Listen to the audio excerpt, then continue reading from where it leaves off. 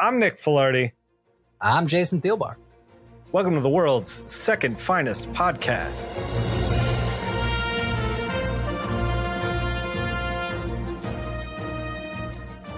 Should we hit the two read pile? Yeah. But thinking about like how to introduce this because it's like a separate show now. But I don't know how to. Jason and I read comic books, and now we're going to talk to you about them.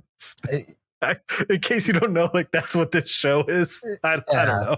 Yeah, I don't know. We'll come up with a theme song later. This is the two read pile, where we talk about anything else that we're reading or enjoying, movies, television, books, comic books, whatever, what have you. Jason, what was on your two read pile this time? And we had a hiatus. We did. So I assume that you read like a motherfucker. I didn't read as much as I thought I would, but I did have one that I've been wanting to bring anyway. That I read a few weeks back. That I really ended up liking. I didn't know what to think about it at first, but I freaking loved it as soon as I finished it. But it's Proxima Centauri by Farrell. I'm never sure how to properly pronounce this person's last name. Yeah, Daryl Mole. I'm very sorry to you, you good person who I've just so enjoyed their art anyway. Just the art at all, like the art to me is like his art to me has always been like if you took the kid in high school who's a pretty good artist but only draws on notebook paper and on desks, and then if you like in a particle accelerator smash that kid together with like another kid who already like went through like the sort of grueling training that you get in art school, and that's kind of like what you that's get. A pretty good explanation of his work. He hasn't done a ton of comics over the years. Like I see his art pretty consistently, but I think I've read one comic book like 20 years ago by him. Yeah, I don't think he does like a lot it doesn't seem from the looks of it anyway, from his output, it doesn't seem like he has much of an interest maybe in like, I don't know, trying to get more mainstream books or something. Oh, I don't think he has any interest in that. Yeah. Well, yeah, like I'm sure he's probably had offers here and there, but like, he just seems kind of content to do his own thing. And Proxima Centauri is I'll read the synopsis off the back cover. Hit me. Teenage wizard adventurer Sherwood Breadcoat is trapped on Proxima Centauri, a manufactured dimensional sphere 4.243 light years from Earth. As he searches for a way home, Sherwood must also deal with his confusing emotions, alien creatures, and all sorts of fantastic dangers in this psychedelic science fantasy action comic book drama.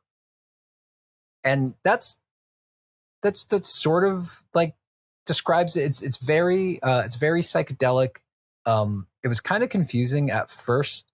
And I knew it was going to be, and like you kind of get that right away. This is going to be a little disorienting and psychedelic.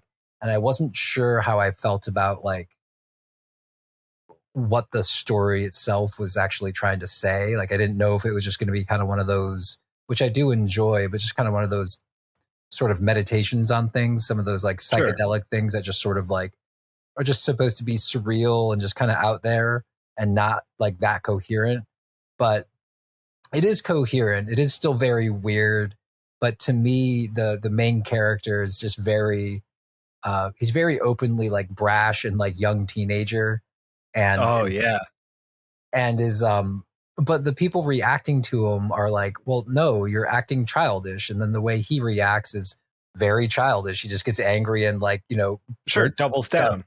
Oh yeah, over it. And like, I just really, I just really responded to that, and I really responded to to just being like so small, Yeah. but also being just like a teenager, just being like, well, I know I'm kind of small and stuff's still really confusing to me, but I'm not like a kid. Stop treating me like a kid, but then you can't stop acting like a kid. Right. You're caught in that like gray area between child and adult. Yeah. Yeah. Yeah. And it's just, I don't know. It's just really beautiful. Again, like the artwork itself, just that alone can get you through the book. Yeah, I met him at a con a while back and bought a print from him. Should get that print framed. It's still in the closet. But I've loved his art for a long time. I didn't know that he put out this like it looks like 400, 500 pages. Like it looks like a chunker. No, it's not that long actually. It's about, yeah, maybe a little less than that. But yeah, it's pretty big, but there's a lot of set pieces. There's a lot of like, well, like, you know, like that's how does, I mean, like that's kind of how he draws, like big set pieces and psychedelic stuff. But it's also like, I mean, like I haven't read this book, so I might be putting words in your mouth a little bit, but he kind of draws in a way that's like psychedelic but like grounded. Like it never feels like I'm tripping out, man. Like it doesn't go, it lacks something that, and I think that absence of that psychedelicness in like color and makes it more grounded and makes it kind of like very interesting art. Yeah. Well, he has a style too. Another way that I would like sort of describe his artistic style is that, and I know this is kind of like a common complaint of a lot of artists that I've heard, and that I feel the same way about my art, is that sometimes when you make like right out the gate, when you just make like a really good sketch, just like you're like, oh shit, I might actually be good at this kind of sketch, right? Mm-hmm. And you're like, all right, cool. I'll get some like inks over this, or maybe add this. And like, and then you do, and you finish it and you look at it. And then if you just trace it or whatever, and you look at the original sketch, like all the energy is gone from it. And you're like, sure. You're like, how do I get the energy from this great sketch tightened up, but without killing the energy, you know? Yeah. And it's so hard to achieve. And he just seems to, that's what it seems like. There's always this like nice kind of like buzzing, like motion and fluidity to all his characters, even the character that just has a literal giant dog monster head. Awesome. You know, I'm in. Like, I'm in. Yeah. Oh, this sounds like something I do want to read. Yeah. I think you dig it. Yeah. Proxima Centauri. It was published by Image. This book was published in 2019. Okay. So not that old. Yeah, not that old. I wonder if, so there was, I don't know if you know this, Jason, but there was a pandemic that happened. No shit. Yeah. I feel like because of that, it like tanked a lot of books that were coming out. Like Andy McDonald and I did a book called Rogue Planet, which is like a sci-fi horror thing. Yeah, I remember. With Cullen Bunn wrote it. I love that book. No one has read it. And the reason is it because it came out like right as the pandemic was ramping up, and no one went to comic shops, and like some things were open and some things were not. And I feel like it just got lost in the shuffle. Yeah, you can promote it at cons and yeah. And I wonder if this book is the same way, because I had never heard of this. And this artist is on my radar. So I don't know. Yeah. That's wild. Yeah, well, because I think he has like a following outside of comics too. I think that might be for sure. I think he has a fine art following. Yeah, kind of like when James Jean like stopped doing covers for Fables, and people were like, what's he gonna do? I'm like, he's gonna sell paintings in galleries for like $100,000 a pop, and like work with like Dolce and Gabbana. Like he's gonna be fine. What he's going to do is be far more successful than he ever was in comic books. Yeah, even as an A-lister. You know? Yeah. So What have you been hoovering up with your eyes? I got a new segment. I think I'm going to call it the internal audit. Jason, I'm auditing you. Oh, wow. I thought about like maybe doing some character work and then becoming like the scrutinizer. Like that would be my character. This would be like the scrutinizer's reckoning. But then I was like, then I have to commit to that character. Jason, I don't know it. It's podcasting, but I'm like, I don't know how to become the scrutinizer. Well, you could have just like you and me and maybe like, well, maybe the people who do listen to this would have gotten it, but like you could have like, I mean, they wouldn't have seen this, but you could have just pulled a black ski mask over your head and said, I'm the scrutinizer. The scrutinizer. Anyway, this is an audit, Jason. You're being audited. All right. I read I Hate This Place or Fuck This Place. Fuck yeah. It was a book that you brought to the to read. Yeah, I did. By Kyle Starks, Atram Topolin, and Lee Lowridge. I loved it. It was right up my alley. Yeah, you sold it so well. It was. I won't get into it because we've talked about it already.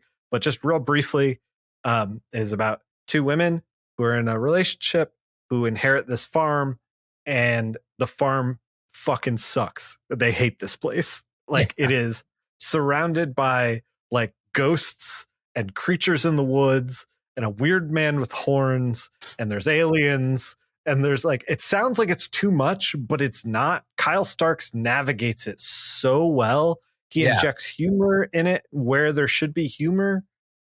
I loved it.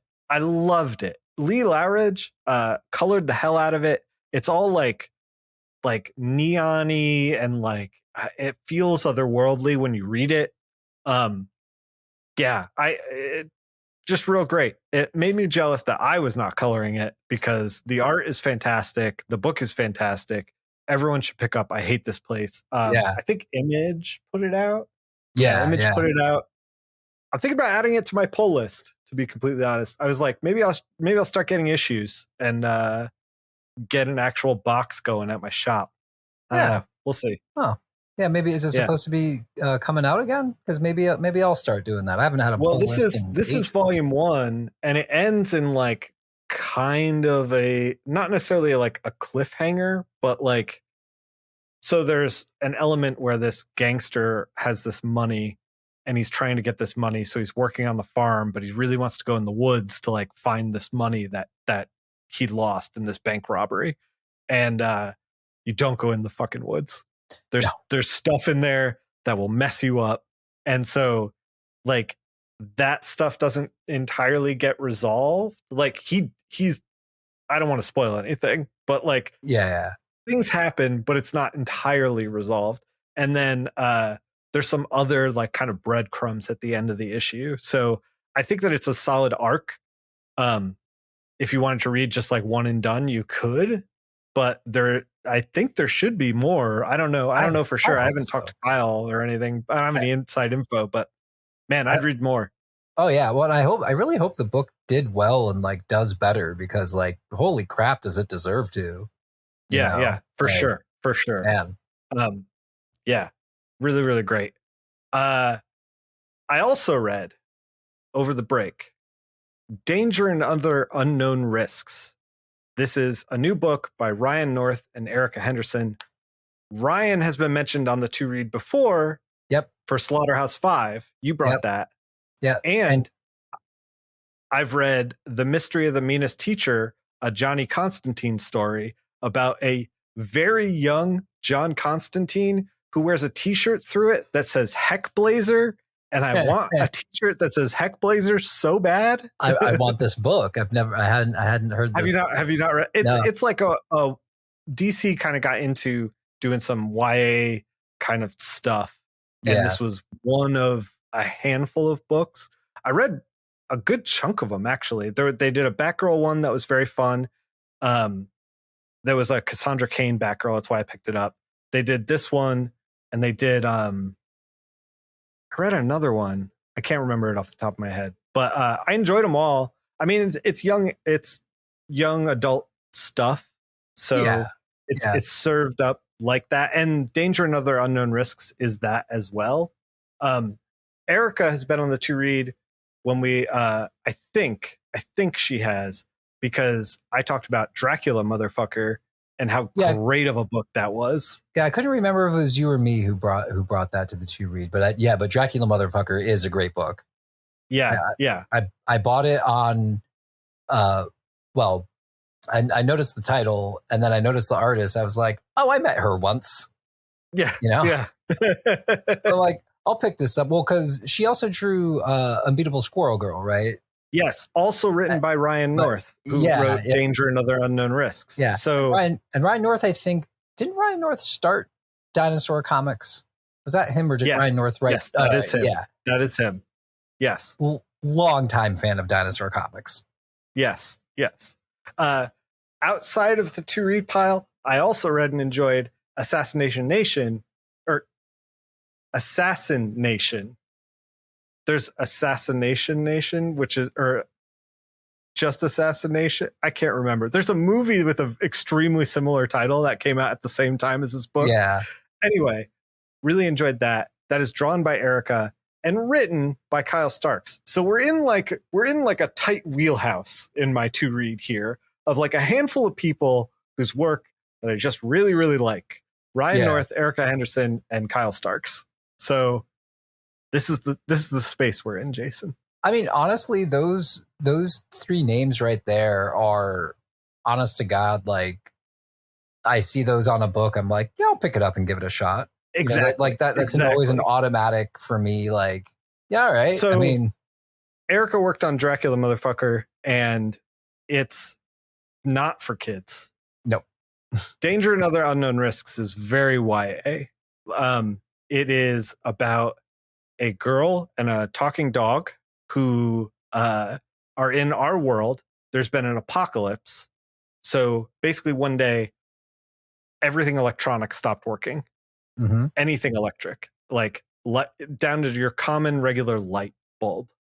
But magic entered the world, and magic across the United States and across the world, it's kind of like different slices of magic across the world. So like different bands of the United States will have different kinds of magics in them, and like the same spell will do one thing in one band of magic and another band of magic. They're like longitudinal bands. Anyway, that's not the point. The point is that it's about this girl and the dog, and they're trained to be the chosen one to get these totems together for their father to kind of like get rid of all the evil magic. That's what's going on. And that's like the primary driver for like the first 100 pages of this like 200-page book, 130 pages. And when I was reading it, I was kind of like, talking dog, YA. They're like, meeting some characters, doing some spells, having some hijinks. I'm like, it's fine. But it wasn't like, it didn't rise to the level of like all the other stuff that I've read by them, Yeah. And then at 130 pages, there's like a plot twist that happens that made me totally fall in love with this book. Like really, really enjoyed where it went. And like, Jason, I don't know if you know this.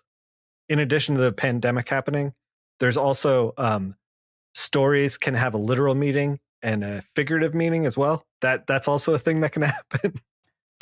You sit with that for a minute. I'm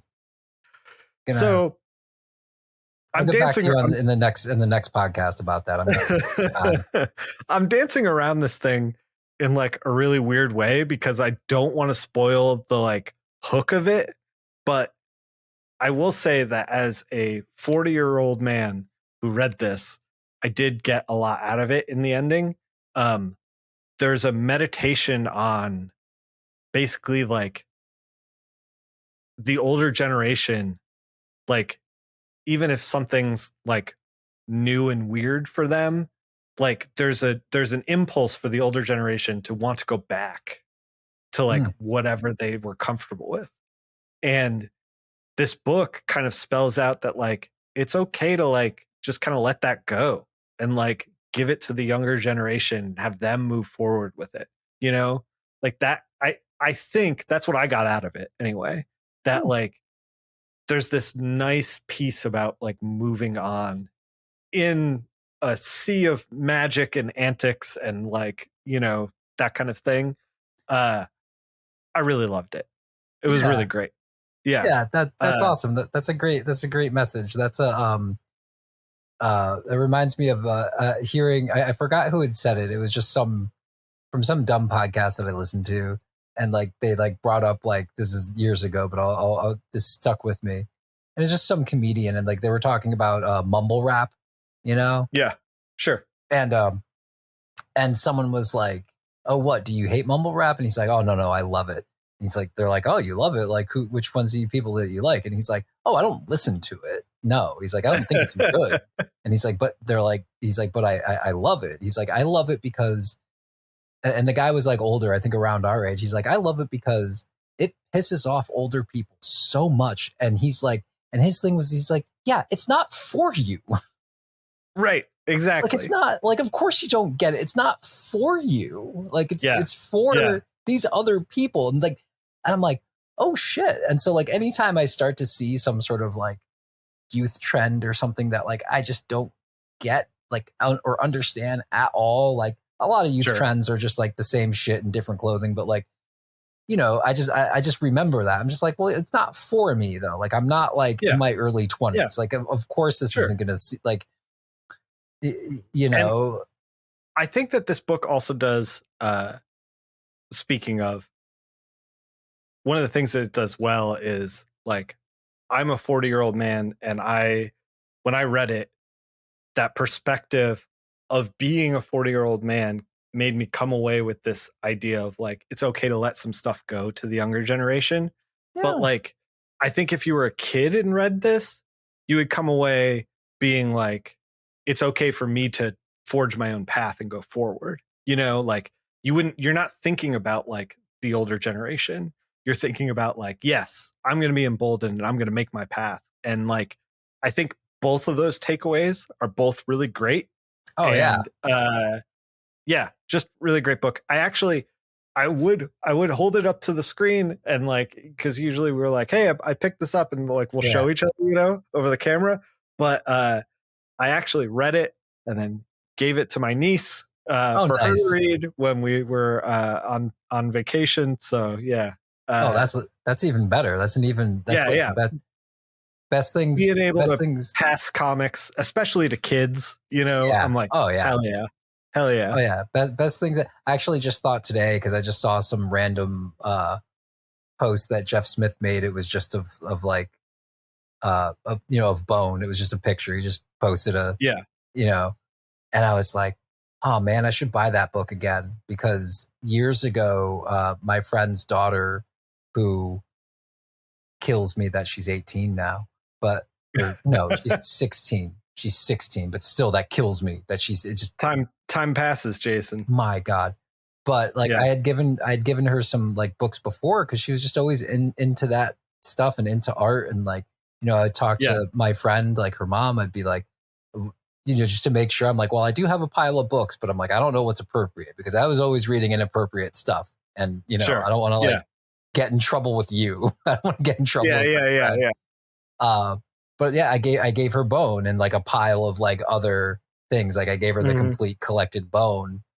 And like, yeah, it's always the best thing to do with a book that you love, is to give it away, I think. And like, you're right, especially to a kid, because like, who knows? But also like, I think even if people don't end up still comic book fans when they're older, you always remember those books when you're a kid that like really affect you. You know, like, and you know, I don't know if this book's gonna affect her or not, or what. Like, she could be bored of it, trade it, sell it, whatever. It's in it's in her hands, but it was nice to be able to pass it off to her, especially in person. Like I don't get to do that a lot because family lives far away, that kind of thing. Yeah. So well, I mean, it was kind of nice. Yeah, she'll probably remember her uncle gave her this book. Yeah, probably. I also have an update for Sandman Mystery Theater. I think I brought that to the previous two read. Yeah. So I've read now the second arc in it. I'm chipping away because it's a 36 issue compendium I got. It's like a phone book of Sandman Mystery Theater. Yeah, it ran for some years. And it's also wordy as shit. So it is tough to read through. Matt Wagner does love his words. So I read the second arc and did not like it. The only reason I'm like bringing it up is because I read and brought it up to the pod before. So I'm like, we're gonna ride it out. We're in the mystery theater mode right now, Jason. Look around you. It's a mystery. You don't have to literally look around you. Please stop looking around you. All right. So I didn't really like it. It's a murder mystery that happens in Chinatown in the 30s, and it is just rife with racism with basically no point to it. It's like the 1930s were an extremely racist time to be alive. Yes. We all know it. But like this book never elevates past the like surface of it. So it has a murder mystery going on, and it's got a little bit of racism going on, and then it never really like does anything with the racism. Like we never get behind the scenes with another character who's like just a regular person living their life who's like affected by this. So we never see it like, I don't know, get humanized, if that makes any sense. Oh yeah. Well, it's like the very salient complaint of people when they see like they're like, oh, I want more women characters and stories, and so straight guys who still have a near monopoly on writing most stories and most mediums are like, oh well, I think women are strong and powerful, so I'm going to write a woman character who's perfect.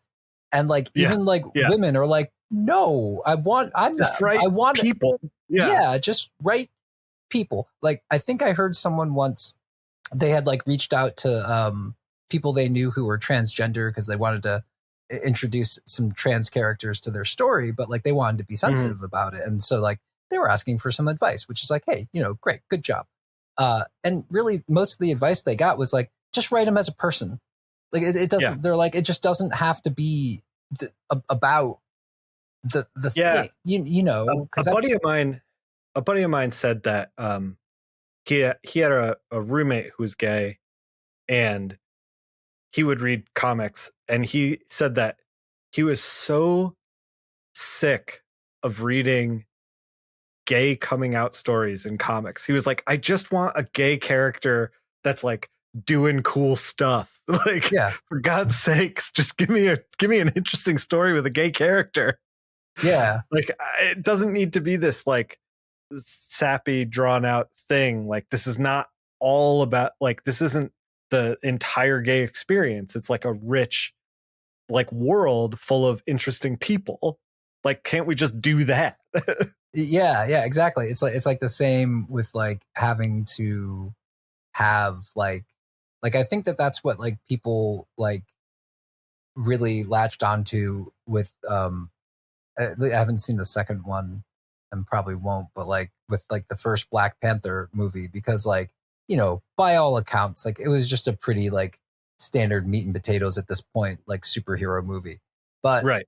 I think the reason why it affected people so much, especially obviously a lot of Black people, is because the characters in it were all complicated. Even like the like the heroes and the villains were like, it's like, oh, cool, great. Like none of them are perfect. None of them are like, they all have these like journeys they get to go on, and you get to tease out yourself like their reasons and motivations, right. and, you know, feel empathy at different points, just like you do any other person. You know, it's like they, and it is such pandering too. It's like, oh, okay, I think to show that I'm a good guy, I'll write this character who's from a marginalized background as it's like, no, it feels like it's not. It was like, I don't know, maybe it was like the 90s and early 2000s, and then it was novel just to have a character like this pop up, so then people were getting praised just for doing that, and then you know, you turn around and it's like, well, okay, how do we make this better? And I think it's just what we were talking about before on the Bat Pod about like you iterate and like some things are clumsy at first, and then like when we were talking about a Tumblr artist weaponizing sexy comic books, like you know, like there's a one-upsmanship that happens, and it's like, you know, and I'm not trying to disparage like, you know, anyone's coming out story as like it's bad comics or whatever, but there's like a lot of comics out there like that already. And so it's like, how do you make your unique like comic that's queer, you know, that kind of thing. Yeah. It's kind of like, it's kind of like how, and again, I haven't seen it, but like, I think it was Spider-Man Homecoming the first one with the Tom Holland guy? Maybe.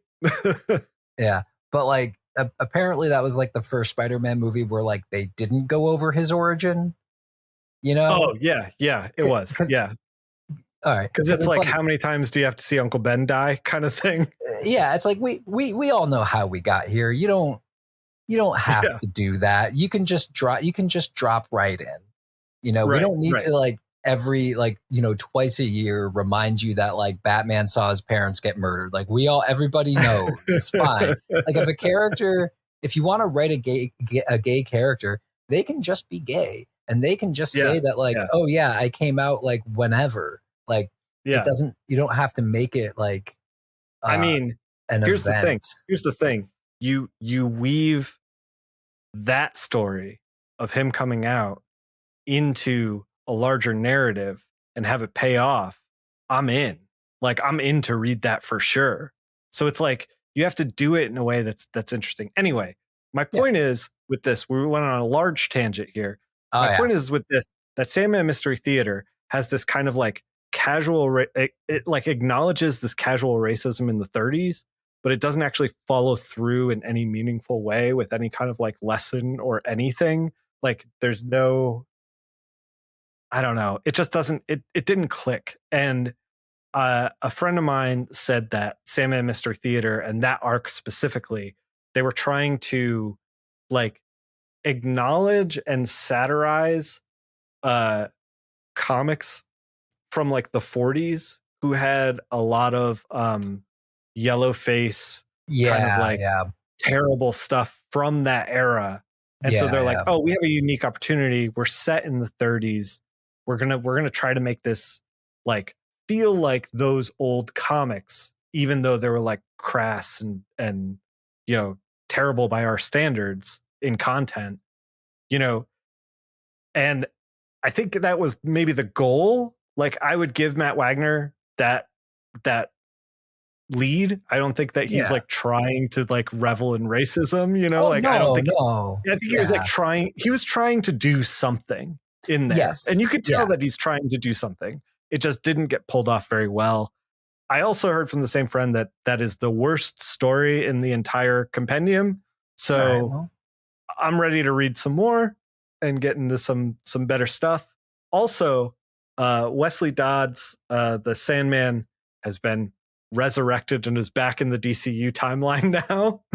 just recently. So I'm stoked for it, man. I like some Sandman. All right. He's kind of he's like a worse Batman. He's got his little gas gun and he's investigating crimes, but he's not as good as Batman at it, but he's good enough. And that's enjoyable. I mean, I've enjoyed him. I enjoyed the little arc that he was in Starman. I'm still about. Yeah. I don't know if I'm halfway through Starman or not. Maybe I'll start reading that again tonight. But his arc in Starman is pretty great, I think. It's like a little like send off kind of. I got to read some Starman. It is very good. I still got to get the physical issues. I'm just going to buy the whole, like every like omnibus of them until I have the complete series. Additionally, so I read a ton of stuff, but I just wanted to mention Delicious in Dungeon number 12 came out. Oh, I have brought Delicious in Dungeon to the pod over and over and over again. I don't need to rehash it. It's fucking great. If you like dungeon crawling and food, this is right up your alley. 12 is very, very good. Continues to be very good. I don't want to spoil anything because it's like way deep in the volumes, you know? Yeah. But, I still really love it. I also just picked up Dan to Dan Volume 4. Still fun, horny comic about spirits and aliens and a kid who lost his nards. Really great. We'll call it there. I really wanted to highlight Danger and Other Unknown Risks, but you know, there's a lot of other stuff that I'm chipping away at. And Jason, you're on notice. The internal audit will continue, just so you know. Oh, geez. I don't even know what the audit's for. I'm still confused. I'm going to be prepared next time. I'm trying to read the comics that you've recommended. That's what's happening. Do you understand the mechanic now? Fuck, I'm bad at this. We gotta build a better bit. Like, well, I thought you were trying to quiz me. Like, I knew the component was like. Okay. I'm not quizzing you. I'm just going over your record. That's all. Okay. All right. I'm gonna actually just wrote Delicious in Dungeon in another browser. You're gonna audit me. It's a reverse double audit. Yeah. Yeah. And you don't have to, I know we're still recording, you don't have to keep this in the show, but when you were talking about how the stuff in Sandman Mystery Theater didn't age well, there's a method acting collection on Criterion Channel. Mm-hmm. And I've been kind of, going through it in different spots, like Cool Hand Luke. I'm like, fuck yeah, I'll always watch Cool Hand Luke. I was watching, and I was like, 5 Easy Pieces. I love Jack Nicholson, and I've never seen 5 Easy Pieces, and I've heard of it, and I'm watching it, and I couldn't make it through the whole fucking thing. I stopped with only like a half hour left. Like I couldn't stand it. I could not stand it. His character was so irredeemably awful. There was really nothing charming about him.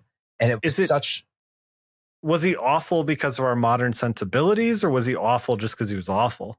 He was awful just because he was awful. His character is supposed to be, even for the time, kind of like a cad, I guess. But but he's also supposed to be like somewhat like, I don't know, some damaged like musical genius, or I don't know. There's just some like not really like well told like tension between him and his rich family that like lives in Washington State, but he like ran away from home to be like a roughneck blue collar guy, even though he grew up in this like fancy place. But all he does is want to like fuck women, and all he does is just like manipulate them into sleeping with them and then like throws them away afterwards. And like, but there's no like, I just didn't find like, number one, it wasn't charming or funny the way like the character did. Sure. It wasn't like, I didn't see enough of some kind of like motivation of like why he would be doing that specifically. And like, to me, it just seemed like this like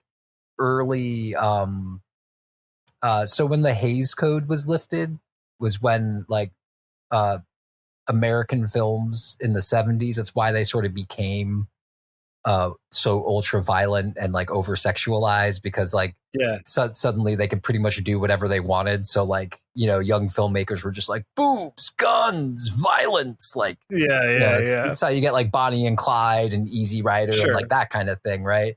And I think it was just like, it was just so navel gazing, like, they did it because they could, and it hadn't been done before.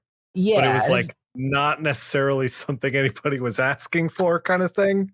Yeah. And I'm like watching it the whole time. I'm like, what's good about this? Like, yeah, I don't know. Yeah. I just couldn't like, I'm like, hey, maybe it's modern sensibilities. I don't know, but it's a little hot take right there about 5 easy pieces.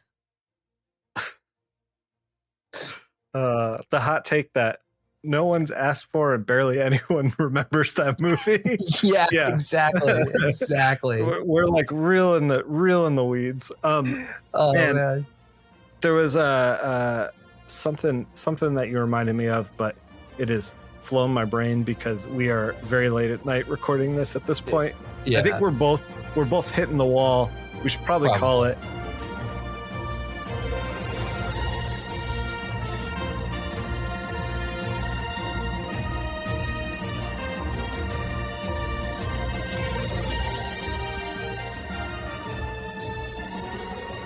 Yeah. Jason. Nick. How can people get in touch with you? They can contact me on the still somehow floating and not imploded yet Twitter machine. Oh my God. It is amazing that it is still up and running. It is. At King of Black Acid is my personal, but also we tweet out at World's Second Finest. That's World's Second with the 2, with updates on our episodes, little fun gags here and there. And if we take a hiatus, I posted it up there. I was like, we're going to be gone for a few weeks. Yeah. So if you're ever like, where's the pod? Like, you can find it there, like an explanation of whatever's going on. Yeah. Yeah. Where can people find you? They got to get their Elf-Eyes branded binoculars out. Elf-Eyes, yes. Jason, see, when you make a callback like that, and then I attach this exit to the second podcast that we're making, it doesn't work. Nobody knows what the Elf-Eyes thing is. This is comic books. Just put a little editor note under my joke and tell them to see. Found in episode whatever. Yeah. Thanks, Jason. Yeah, it's simple. It's simple. There we go. We solved it. You can find me at linktree.com/Nickfil. All the stuff is up there. I actually have kind of reinvigorated myself to doing some more art on the Twitch stream. I've basically been doing all Fire Emblem, but I've been feeling like I want to do some more. Delicious in Dungeon is getting an anime, and so I kind of wanted to see if I could jump on the hype train a little by coloring a page out of Delicious in Dungeon Volume 1 and seeing how that turns out, post it up and do it on Twitch. I also just recently pinged a handful of artists who I've never worked with but always wanted to, and see if they had any commissions or anything lying around that they wanted to get colored. We'll see what I get. I don't know. Just sent out a lot of open invitations, so we'll see what happens. Oh, cool. And the Twitch link is up on the link tree. The Discord link is up on the link tree. Come hang out and talk Have comics. A good time. Yeah. Yeah. Talk comics. Thanks for listening. Thanks for listening, everyone.